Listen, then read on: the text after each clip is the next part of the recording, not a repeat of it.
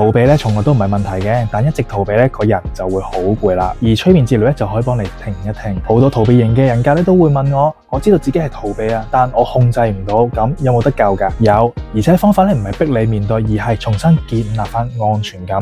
催眠治療會做3樣好重要嘅事。第一啦，令到大腦咧從警戒模式咧變翻安全模式。催眠治療就令到你嘅身體同大腦咧慢慢鬆翻、安靜翻，同埋放低一啲嘅防備，重新記得依家原來我係安全㗎。第二啦，揾出你一直唔敢面對嘅原始恐懼，你唔敢表達、唔敢依賴、唔敢講需求、唔敢面對衝突。催眠治療就帶翻你去心入邊最深嘅地方，睇翻真正嘅原因，究竟你幾時開始覺得講感受會俾人拒絕？第三，同內在小孩重新連結。好多逃避型人格咧都係細個被忽略啦、被否定過啦，所以你嘅內在小孩一直都孤零零咁企喺度。催眠治療就想教翻你，可以接住去安撫佢、保護佢，話翻俾佢聽，你依家係可以講，你唔使驚被拒絕。當你嘅內在小孩覺得安全啦，你嘅逃避模式自然就會鬆開。逃避唔係弱，逃避係一個人太長時間自己捱出嚟嘅結果。你值得用更溫柔嘅方式重新開始。如果你好想停止逃避，但又唔知點樣踏出第一步，下邊不妨留言一個療癒。